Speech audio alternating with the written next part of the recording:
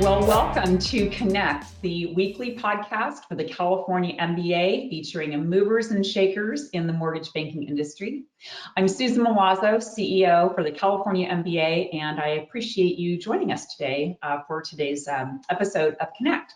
But before we get to today's guest, I'd like to thank the Connect podcast sponsor, Incelerate. Incelerate helps lenders close more loans through better borrower engagement. The mortgage industry's most innovative customer experience platform, which delivers lead management, sales enablement, engagement, a robust mortgage-specific content library, and data intelligence, all in one comprehensive and highly scalable platform. Incelerate delivers dynamic technology, strategy, and content for every channel of your business to ensure engagement throughout the customer journey, whether it be your borrowers, referral partners, or any other party to the loan transaction. This dynamic enterprise solution seamlessly fits into your tech stack due to their advanced API connectivity, modern design, and open architecture. Gone are the days of managing multiple and separate systems and having your data trapped in data silos. This innovative platform allows you to provide your internal and external customers timely, relevant information based on data intelligence to build repeatable outcomes at each stage of the customer's journey. Close more loans, improve borrower conversions, enhance customer retention, and transform your customer acquisition lifestyle and create customers for life. So for more information, visit incelerate.com. And so that I would like to get into today's guest. I'm very excited to welcome Nick Foster, who is a co-founder of Lionfire. Good morning, Nick. Hey, good morning, Susan. How are you? Great, great. Always happy to have this conversation with you. I'm very happy that you could be a part of our podcast series. So California MBA does a lot of work with Lionfire. We have a great partnership that's several years deep now. So tell me a little bit about how you got started in the industry and what led you to be co-found Lionfire. Yeah, no, that's a great question. I think it probably starts back to when I actually dropped out of college. So I dropped out of college back when I was right when I was 19, 18, 19. And got accepted into Chapman College, the whole story. And like anybody who's dropped out of college, it just didn't feel right to me. So I dropped out. I really just wanted to pursue Hollywood and be like a director in Hollywood and make Jason Bourne films. Like I love Jason Bourne films. Why not? You've got that good radio voice. I mean, you could have also gone that way. It's like I've always had. Jason Bourne was, I just always envisioned myself, I guess, that in high school. And that lasted 9 months. That dream lasted like 9 months in LA. LA is a crazy city. So escaped Los Angeles, moved to San Diego, and just started working at different creative agencies for graphic design work as a consultant, etc. And then in 2015 is when I started Lionfire Group. And really the goal of Lionfire Group is all about partnering with forward-thinking brands or organizations, and really to elevate the brand experience, make awesome content creation, and really be a partner for growth into the future. Obviously, I know with California MBA and our relationship, you've seen that. And so we're very happy with what we do with our clients and how we are able to really help them shine. Ultimately, it's all about making them stand out. I know there's some questions about techniques about that, but to go more about how did I get in the mortgage industry? I wanted to do Jason Bourne films. How the hell did I get into the mortgage industry? So 5 years ago, really kind of right when we started Lionfire and Lead Ally, this group that me and my buddies were building, Dustin Hobbs at the California MBA had an RFP. So they were like, we're looking for somebody for the mortgage servicing technology. Is that the right conference again? Yeah, I think it was yes. We started the servicing technology when we were transitioning to just the mortgage innovators conference. Yeah. Yeah. So you guys reached out and you guys were like looking to elevate some marketing on that conference. So we started on a small project and really never looked back since. So that's how I got into the mortgage industry, is with the main California MBA team, and really just from there immersing myself in this industry. And really ever since then, I love it. I love this industry. I love the people in it. and love everybody at California MBA and all the members. So that's how we got started in the mortgage industry, and it doesn't look like I'm ever leaving it. You're not leaving it, not if I have anything to say about it. I like to say everything Nick Foster touches turns to gold. He's like the golden goose. He does a great job for us. That's funny. That's kind of how I got into this business too. I was a consultant, doing association management, and California MBA was one of my favorite clients. It's like, once you get in, you just love these people and love the industry, and you don't want to leave. I don't want to leave. Who would have thought? Yeah. Right? I know. So when you're talking about, kind of outshining, so trying to outshine your competition is always a challenge, right? So what can you share? What do you think companies should be constantly revisiting as far as their marketing? Yeah, I think the key part of that question is like the revisiting. So what are you constantly checking in on? And I'm just a believer that your content. So if that's your blogs, if that's your website, if that's your portal for your customer. I mean, content, it could be your messaging, it could be a video, it could be anything. But I think always revisiting your content to make it entertaining, make it enjoyable, make it digestible, and not confusing people. You want to become a thought leader. So anytime I talk with any of my clients, including California MBA, it's all about how do we communicate what you're trying to communicate in a very simple conversational tone. I think a lot of the business, and specifically in the mortgage industry, it's filled with just this professionalism, this stuff, we got to talk this ABC, but the mortgage industry, what we're all finding out now is like, it's about the human soul. It's like the humans, like to go grab a home, like the biggest decision of their life. So it's great to see that right now the industry is really it now has that perspective of like, oh, it's not about like suits, ties, banking, shake hands. It's actually about like, let me help you, let me guide you through this journey.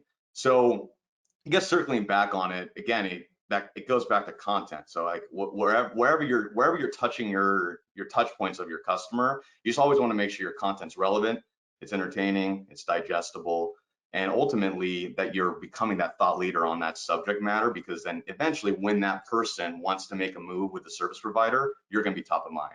So Right. content is, I love content. So and consistency, right? I mean, consistency. You want to be out there and have something that's regular, because that that leads into, like you say, you want to be that trusted advisor, that thought leader. So when people are ready to make that decision to do business with you, your company's top of mind for them. That's really good. I think constantly revisiting. You're right. So paid social media, is it worth it?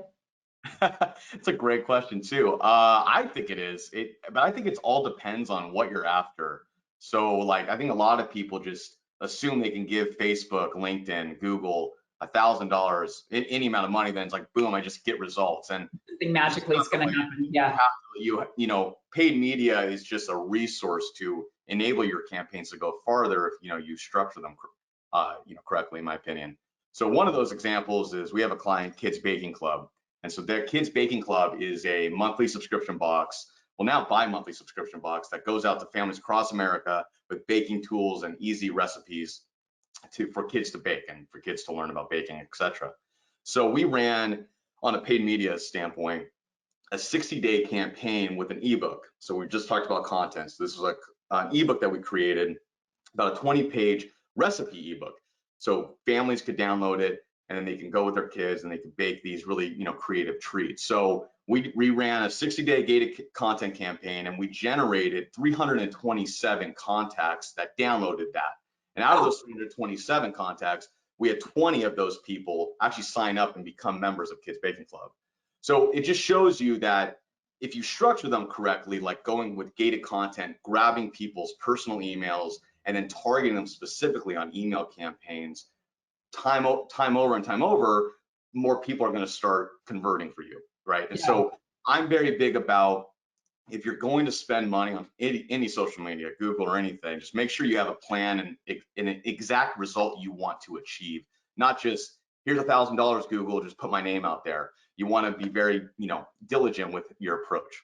Yeah, be purposeful. That's great advice. Yeah, I think that you're right. I think there is this notion. I'm like, well, I bought some social media advertising, something magic's going to happen, and until you hear that, Susan, is yeah, you put the work and things into it. No, that's right.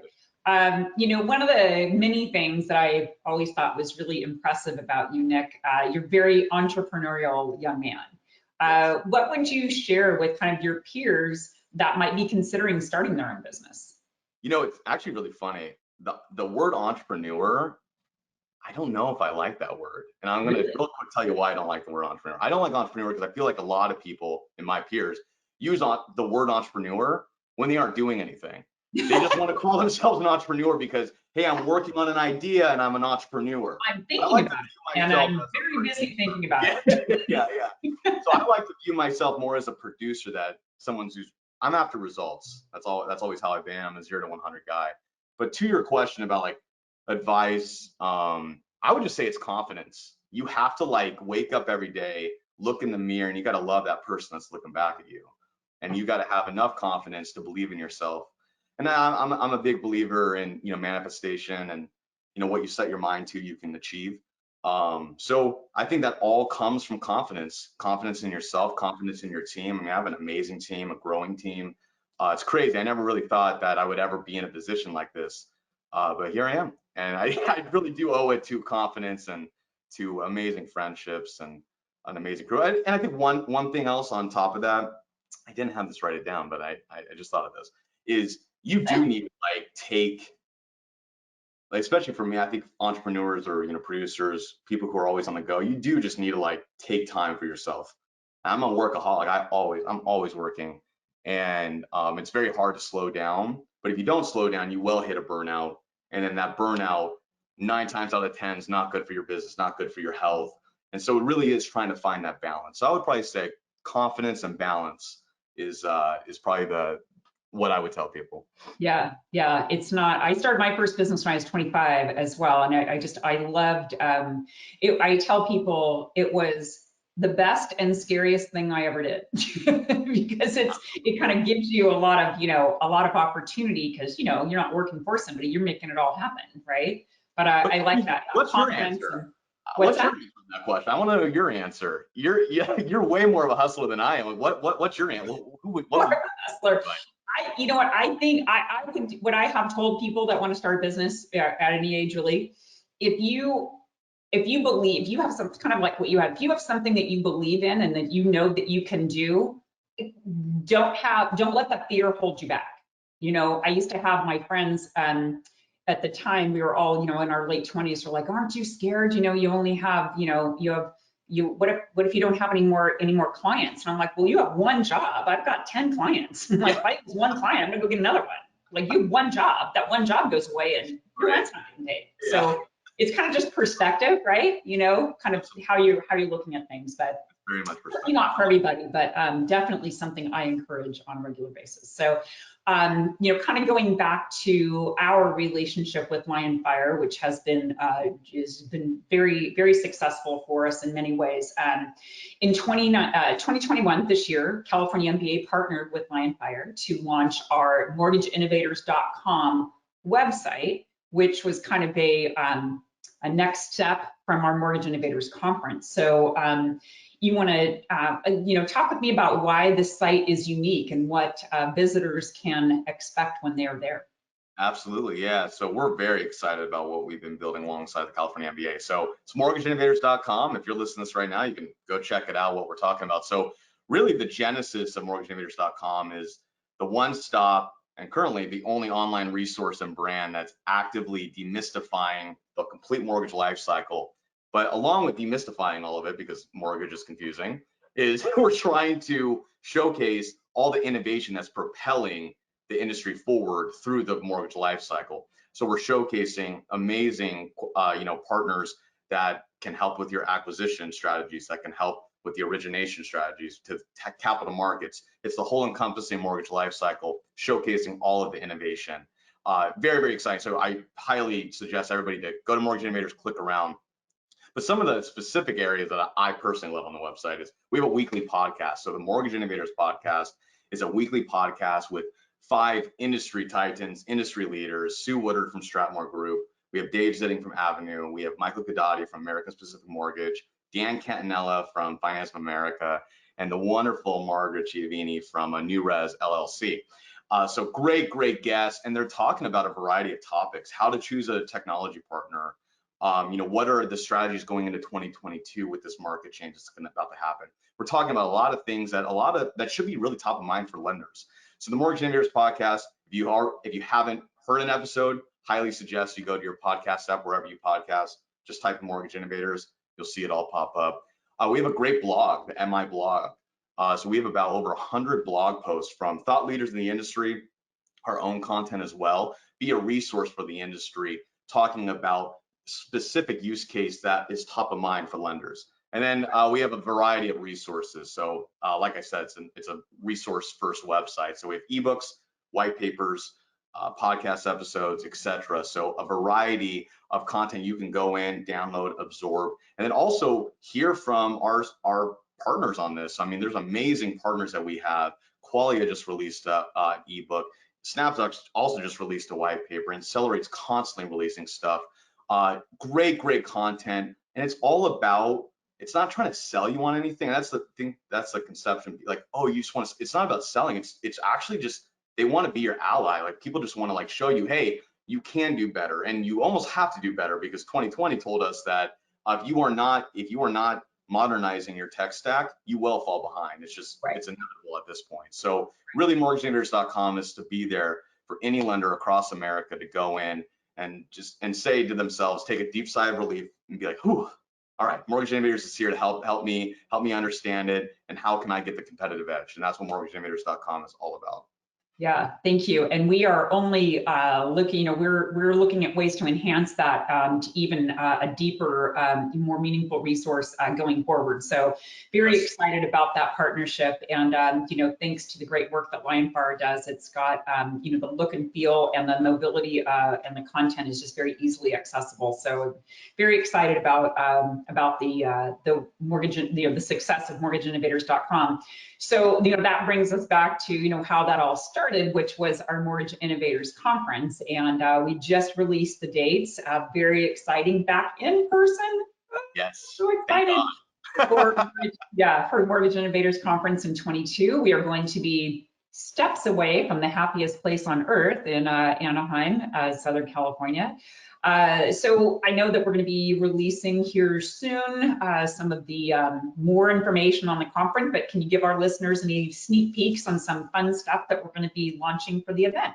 Yeah, absolutely. So I think the first thing just to note is that this is going to be an event unlike any mortgage event you've probably ever attended. And I know a lot of people are saying that right now, but like literally, this is going to be an event that like you have not experienced before. So there's a significant investment going into it, and we're really just excited to showcase a time to really for lenders to learn more about and meet individually these technology providers, but also with a hint of some fun. You're next to the happiest place on earth, and then we have a party on the second night called the Innovation Deck that you are going to have serious FOMO if you do not attend that. So there's a lot going on. But I think the other big thing on the content side is, and this is true over the last 3 years of the conference, and will stay true this year and moving forward, is it's the content, it's the practical takeaways that lenders can come to this and bring back to their shop and to innovate forward going into 2022, this next market. So the mortgage industry is very friendly. Everybody loves sharing ideas and insights, and the Mortgage Innovators Conference is the #1 place where all these conversations are happening. So we're looking for a fun time to learn, to innovate, and ultimately set the standard of what mortgage conferences are going to be moving forward. So we're very excited.